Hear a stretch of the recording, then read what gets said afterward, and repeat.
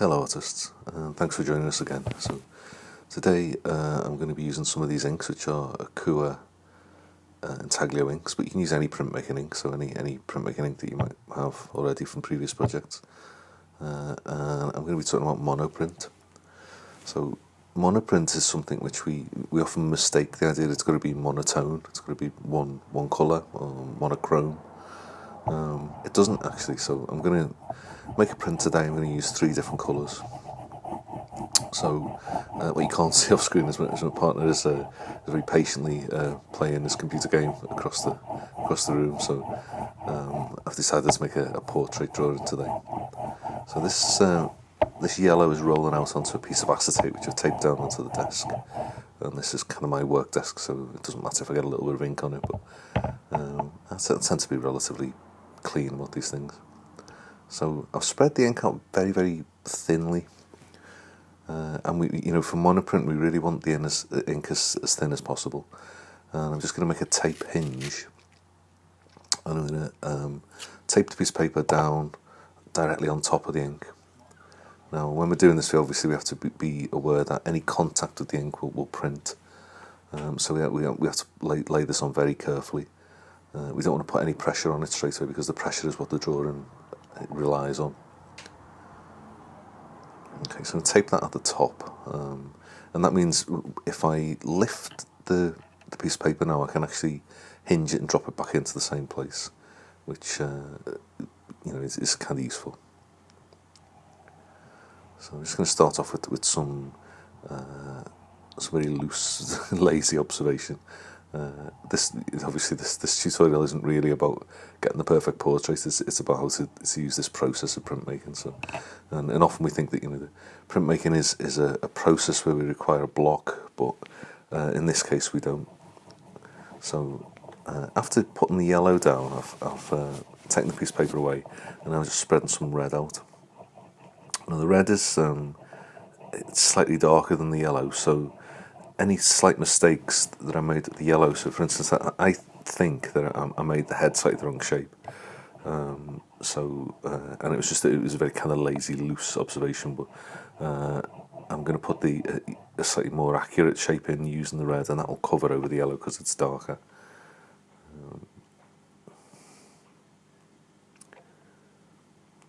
Okay, so you can see there the kind of external line drawing.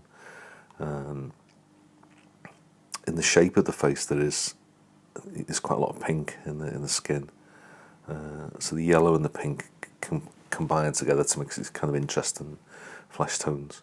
And what I'm doing now is I'm just kind of darkening any areas where there's, so under the nostril and the lip. And you can see I'm changing the shape of the head there, so the top line will obviously disappear under the red because it's slightly darker behind the figure. Also, fortunately, we have red bookcases behind where Kev's sitting. Now, this is a different process, so I'm just using the pressure of my finger. And you can really vary this with some sensitivity, but wherever I press on the paper, it's going to pick up some of the ink from underneath. So, Kev's sideburns, which he has these kind of luxurious sideburns and quite thick eyebrows. So I'm just going to kind of bringing in some of the slight shadow behind. So what we tend to find is that we draw it in line, but obviously a line is just the edge of a tonal value, and in reality there is no line in nature. There's the final touch of pink into the ear there. Okay, I'm not going to show you the drawing of this until I'm kind of still put a little bit more on it. And then the last colour I'm going to put in is this slightly deeper blue. Now this will have the effect of adding shadow. There's also, surprisingly, if you look at paintings like people like Lucian Freud, you'll notice there's actually quite a lot of blue in the skin as well. So it's we tend to think what is flesh tone, and actually flesh tone is not one particular colour, and not one particular race as well. This is worthy of pointing out. We can't have a flesh coloured paint. So what we have to do is look at the colours that are actually there, and sometimes we're surprised to see the blue is actually in the skin as well. So where Kev shaves his head, the stubble comes through blue, and I'm adding a little bit of pressure onto the t-shirt because the t-shirt is blue as well. But also I want to use it for the dark areas, so to strengthen the eyebrow, the pupil, the nostril, and also to redefine those edges, bring a little bit more into the sideburn as well.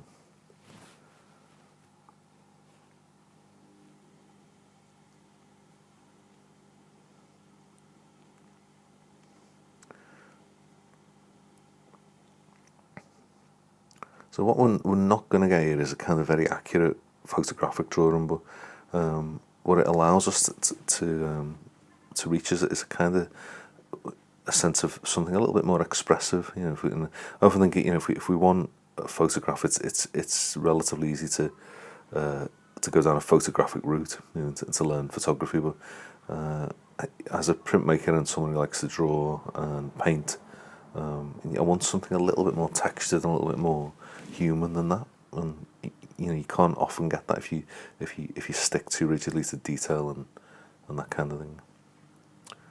So I'm just being playful now by adding more dark in, and obviously you can't see that as in the image, but you can see that I'm pressing at different kind of areas and putting a little bit of shadow behind the ear, strengthening the shadow behind the neck, and as I lift that, I can start to have a look at it then.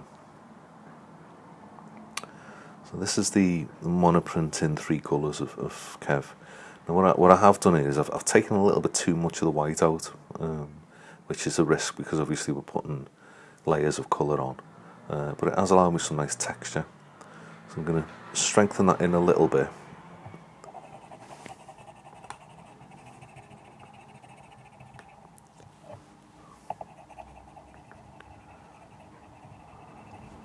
So thinking about the, you know, the strengthening the detail, what I do like to do as well is often if I've made a drawing is to work back into it with a different material. So this watercolor soluble aquarelle pencil is quite useful, being that the ink itself is water based, but it's kind of it's not just a regular water ink. It's got soy in it as well.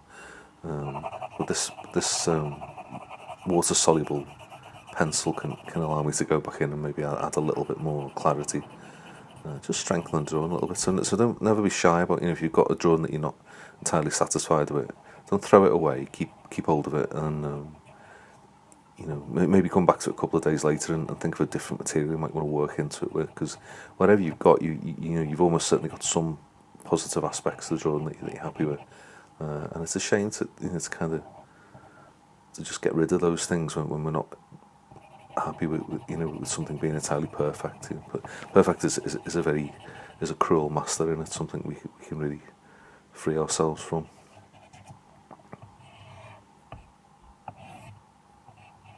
I find expressive and evocative much more interesting than, you know, than what we call perfect. By that we tend to mean photorealistic, and again, you know, I'd always say if you really want that, use a camera for it. Okay, so I still want to carry on playing, so what I'm doing now is using some white print ink, and I just want to bring a little bit of highlight back, and what the white print ink allows me to do is just to blend the paints a little bit. So here we've got the original sketch, which was a monoprint in monotone, just in black ink, and this is the worked into colour version, which is the 3 colours, a little bit of white ink added in, and a little bit of coloured pencil. So that was, you know, what about 10 minutes, and I'm kind of happy with it. But obviously with a monoprint, the difference between using a print block like a lino block or a collagraph is it's called mono because we only get one. So in that sense, it's very, very close to drawing. Okay, so thanks for joining us today.